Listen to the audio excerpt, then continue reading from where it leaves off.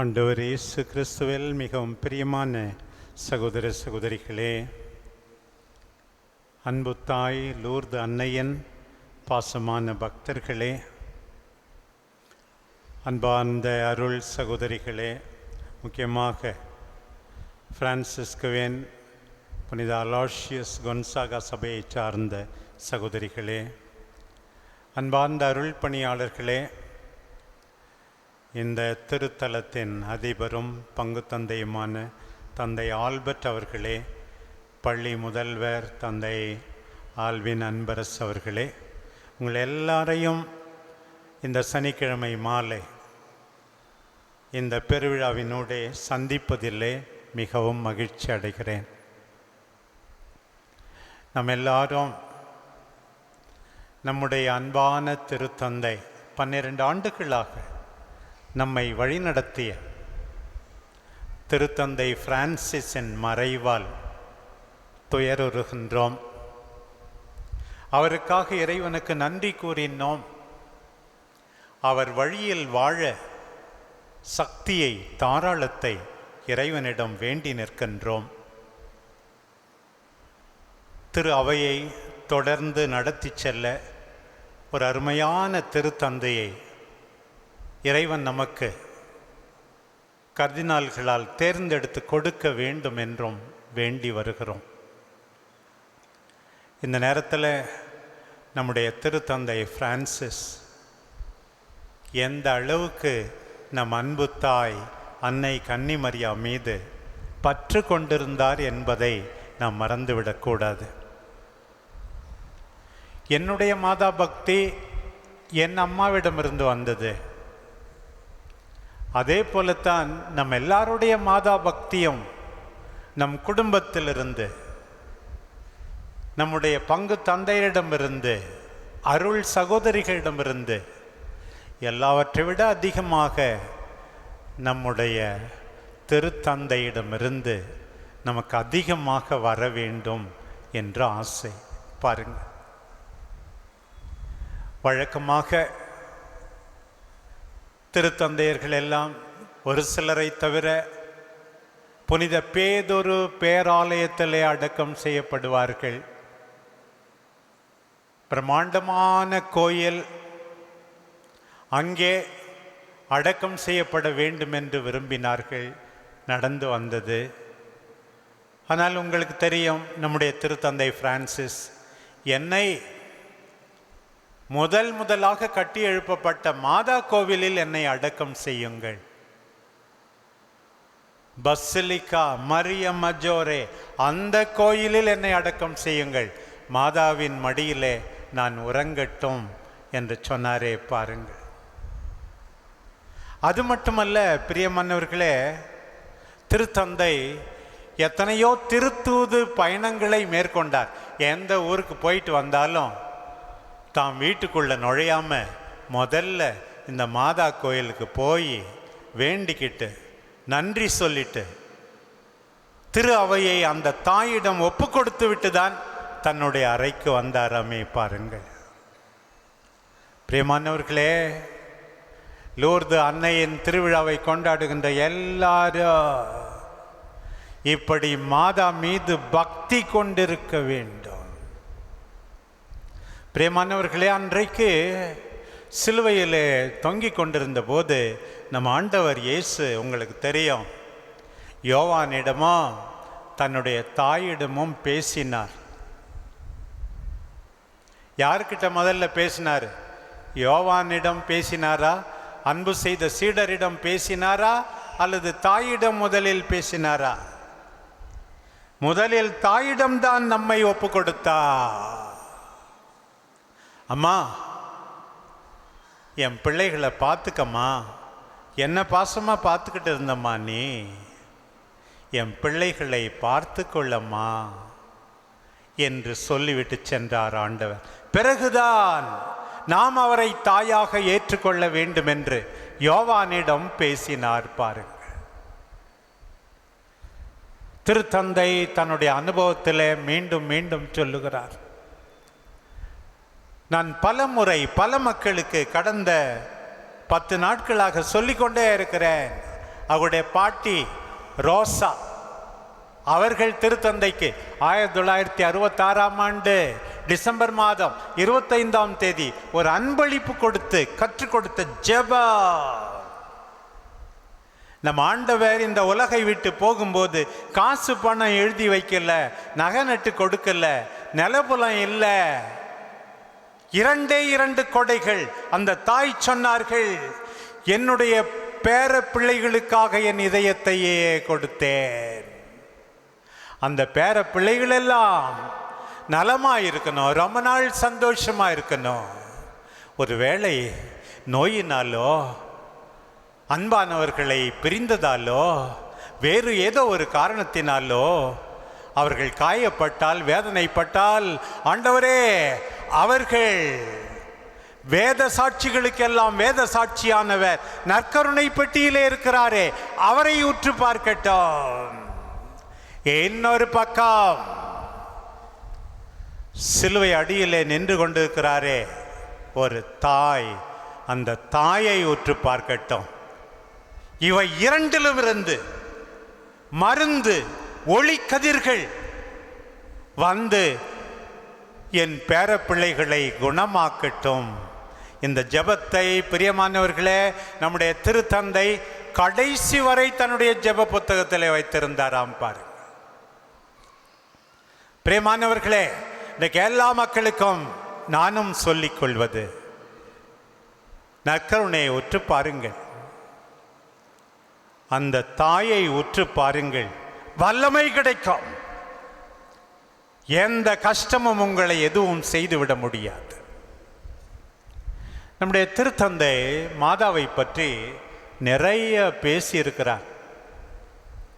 ஏறக்குறைய ஒரு 29 தலைப்பில் நம்முடைய திருத்தந்தை பிரான்சிஸ் அவர்கள் பேசினார்கள். நான் அவற்றையெல்லாம் சொல்ல முடியாது, இருந்தாலும் தலைப்பையாவது இந்த நல்ல நாளிலே உங்களுக்கு சொல்ல வேண்டும் என்று நினைக்கிறேன்.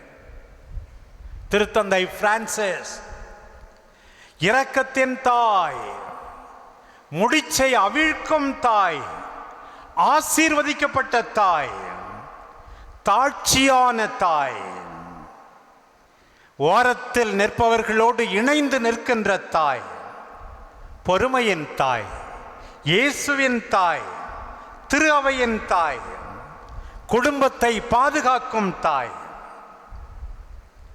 திருப்பயணம் செய்யும் தாய், வாழ்வளிக்கும் தாய்,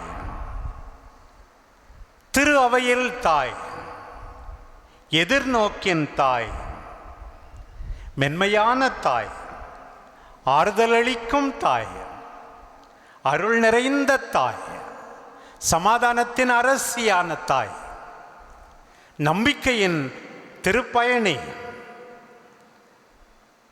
மாடர்ன் உமன், நவீன தாய்,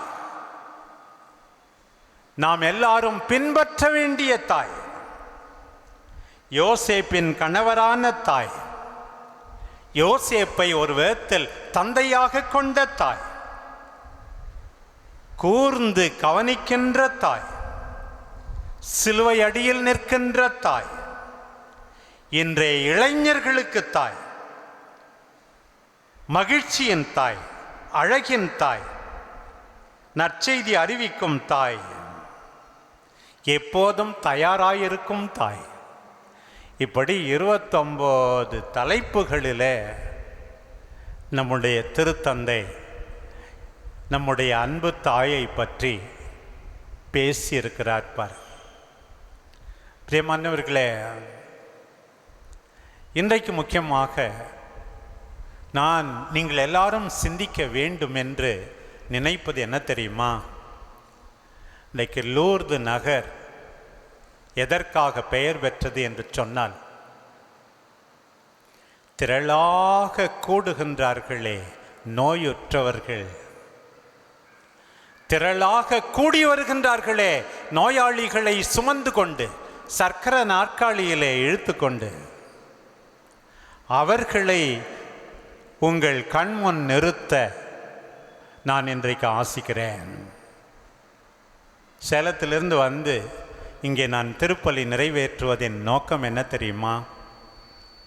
அந்த தாய் நம்ம எல்லாருக்கும் தொடக்க ஜெபத்திலே நான் சொன்னது போல மனதிலும் உள்ளத்திலும் நலம் அளிக்க வேண்டும். எத்தனையோ பேருக்கு உடலிலே வேதனை, எனக்கு கூட மனத்திலும் வேதனை. அம்மா லூர்து தாயே, லட்சக்கணக்கான மக்களுக்கு நலம் அளிக்கின்றீரே, உம்முடைய பரிந்து பேசலால் இன்றைக்கு நலம் அளியும் ஆண்டவரே. அதை விட இன்னொரு முக்கியமான ஜெபம் என்ன தெரியுமா? அம்மா லூர்து தாயே, எங்களால் யாரும் நோய்வாய்ப்படக்கூடாது அம்மா. எங்கள் குடும்பத்தில் எங்களை சந்திப்பவர்கள், எங்களோடு வேலை செய்பவர்கள், நாங்கள் பார்ப்பவர்கள் யாருமே சிக்காகக்கூடாது, ப்ரெஷர் ஏறக்கூடாது, சுகர் அதிகமாகக்கூடாது, எல்லா விதமான வியாதிக்கும் காரணமாக நாங்கள் இருந்து விடக்கூடாது தாயே. அதுதான் இன்றைக்கு என்னுடைய ஆசை. பாருங்க பிரியமானவர்களே, இன்றைய நற்செய்தி பகுதியை மீண்டும் சிந்திக்க அழைக்கிறேன். ஆண்டுதோறும் பாஸ்கா விழாவை கொண்டாட பெற்றோர் போவார்கள். 12 வயது ஆகும்போது மகனையும் அழைத்து செல்லுகின்றார்கள். அங்கே உறவினரோடு வருவார் என்று நினைத்து கொண்டு இவர்கள் பயணமாகின்றார்கள். பிறகுதான் தெரிகிறது பிள்ளை என்ன வந்து சேரலன்னு. பயமாயிடுச்சு. என்ன ஆச்சோன்னு தாயினுடைய மனசு எப்படி இருக்கும்? நம்முடைய அம்மா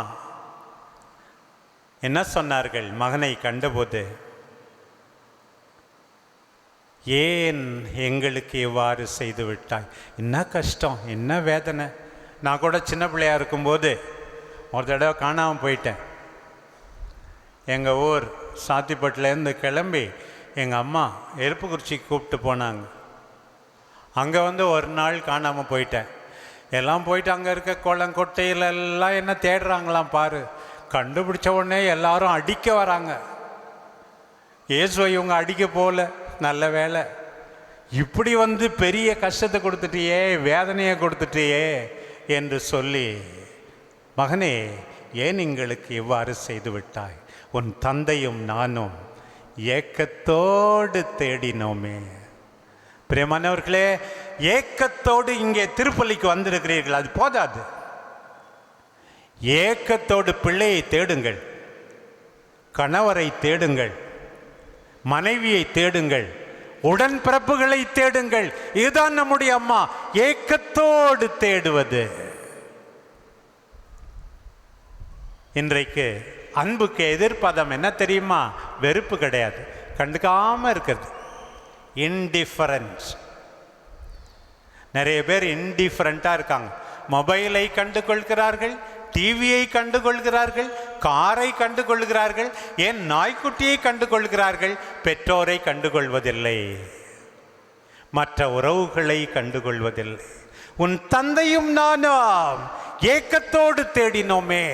இந்த ஏக்கத்தோடு தேடுவதுதான் நலம் அளிப்பது. பாருங்கள் பிரியமானவர்களே, மறந்து விடாதீர்கள். பிறகு வந்து மகன் அவர்களுக்கு பணிந்திருந்தார், அது வேறு விஷயம். பிரியமானவர்களே, திருத்தந்தை மீண்டும் மீண்டும் சொல்லுகிறார்,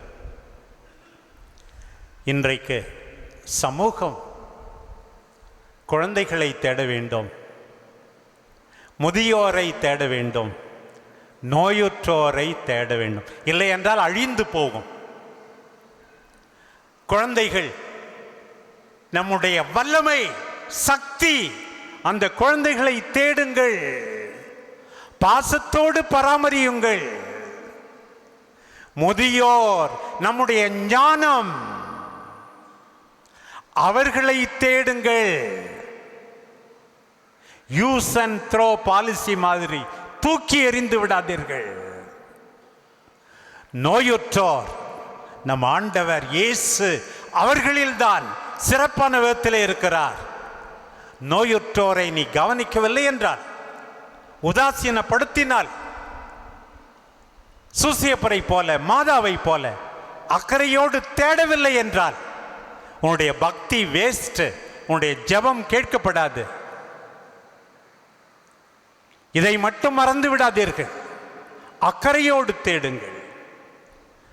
பிரியமானவர்களே, உங்களுக்கு ஒன்று நான் சொல்லிக்கொள்ள விரும்புகிறேன். ஹாஸ்பிட்டல்னா முத ஆரம்பித்தது யாருன்னு கேட்டால் கத்தோலிக்கர் தான். கான்ஸ்டான்டினோப்பிளில் புனித சாம்சன் என்பவர் தான் முதல் ஹாஸ்பிட்டலையே உருவாக்கினார். அப்புறம் செசாரியா என்ற இடத்துல புனித பேசில் என்பவர் தான் ஹாஸ்பிட்டலே உருவாக்கினார். அப்படின்னா என்ன? நோயுற்றவர்களை நாம் பார்த்து கொள்ள வேண்டும் என்ற அர்த்தம். லத்தீன் மொழியிலே ஹோஸ்பெஸ் என்ற வார்த்தையிலிருந்து தான் ஹாஸ்பிட்டலே வருகிறது.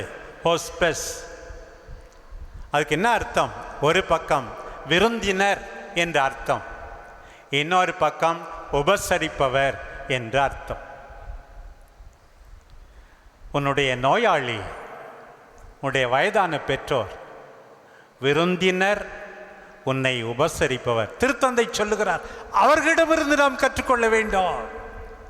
நீ அவர்களுக்கு உதவி செய்கிறாய், கற்றுக் கொடுக்கிறாய் என்பது மட்டுமல்ல, அவர்களிடமிருந்து கற்றுக்கொள்ள வேண்டும். பாருங்கள், நான் பலமுறை சொல்லியிருக்கிறேன், மீண்டும் சொல்வதில் நான் கூச்சப்படவில்லை. பாருங்கள், ஒரு சின்ன குழந்தை 8 வயசு நோரா, 2 கையும் இல்லை, 2 கால்களும் இல்லை. பாக்தாதில் அன்னை தெரேசா சகோதரிகள் அந்த குழந்தையை வளர்க்கிறார்கள்.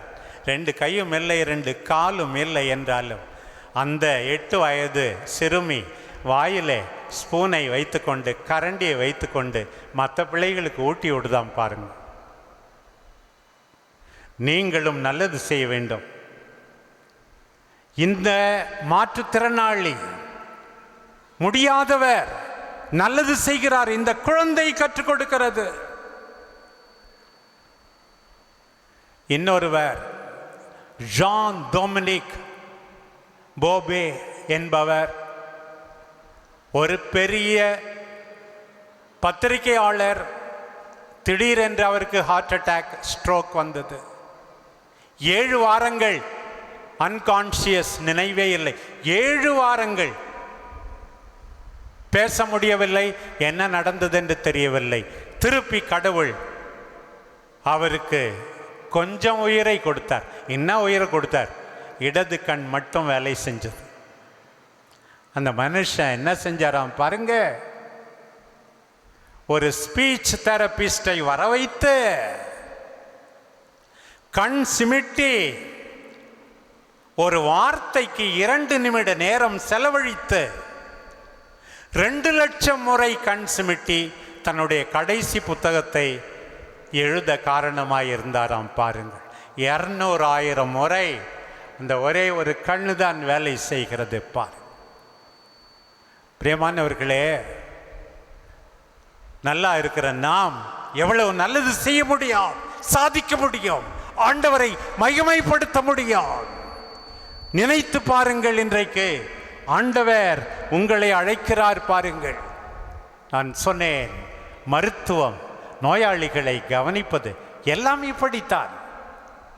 ஃப்ளாரன்ஸ் நைட்டிங்கேல் பற்றி கேள்விப்பட்டிருப்பீர்கள். அவர்கள் தான் முதலாக நர்ஸுன்னா என்னன்னு சொல்லி நமக்கு கற்றுக் கொடுத்தது. அவர் பாருங்கள், 38 நர்சஸ் செவிலியர்களை கூப்பிட்டு கொண்டு கிரீமியா என்ற இடத்துக்கு 1854 போனாராம். அதில் பாருங்க 15 பேர் சிஸ்டர்ஸ் கூட போனவங்க.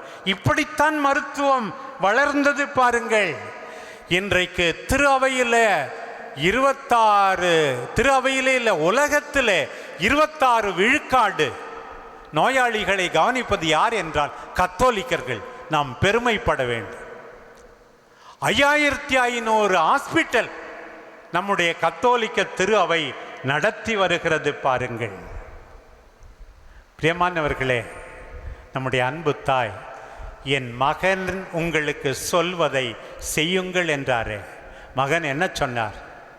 Go and heal, நோயாளிகளை குணமாக்குங்கள். இதுதான் முதலில். இன்னைக்கு எத்தனையோ சபையில் டாக்டர் படிக்க முடியல, இல்லை இந்த இருந்த ஆஸ்பத்திரியெல்லாம் க்ளோஸ் பண்ணிட்டாங்க, டிஸ்பென்சரியெல்லாம். பிறகுதான் வந்து go and teach. நிறைய பேர் வந்து ஸ்கூல் நடத்துகிறாங்க. ஆண்டவருடைய விருப்பப்படி go and heal, மக்களை நலமாக்குங்கள். நீங்க டாக்டரா இல்லாமல் இருக்கலாம், நீங்க நர்ஸா இல்லாமல் இருக்கலாம், பார்மசிஸ்டா இல்லாமல் இருக்கலாம். பிரியமானவர்களே, உங்கள் குடும்பத்திலே நலம் அளிக்க அழைக்கப்படுகிறீர்கள், பாசத்தோடு பராமரிக்க அழைக்கப்படுகிறீர்கள், நல்லது சொல்லி உற்சாகப்படுத்த அழைக்கப்படுகிறீர்கள். கடவுள் நமக்கு தேவை, நாம் ஒருவர் ஒருவருக்கு தேவை. இதை உணர்ந்து கொள்வோம். என் மகன் உங்களுக்கு சொல்வதை செய்யுங்கள், என் மகனை போல நலமளியுங்கள், யாருடைய நோய்க்கும் காரணமாயிராதீர்கள். அன்பு தாய் லூர்து அன்னையே, லட்சக்கணக்கான மக்கள், கோடிக்கணக்கான மக்கள் உம்மால் நலம் பெறுகின்றார்களே, நலமாக எங்களை காப்பாற்றும், நலமளிக்க எங்களுக்கு உதவி செய்யும் அம்மா என்று வேண்டி வாழ்க்கையை தொடர்வோம். ஆமீன்.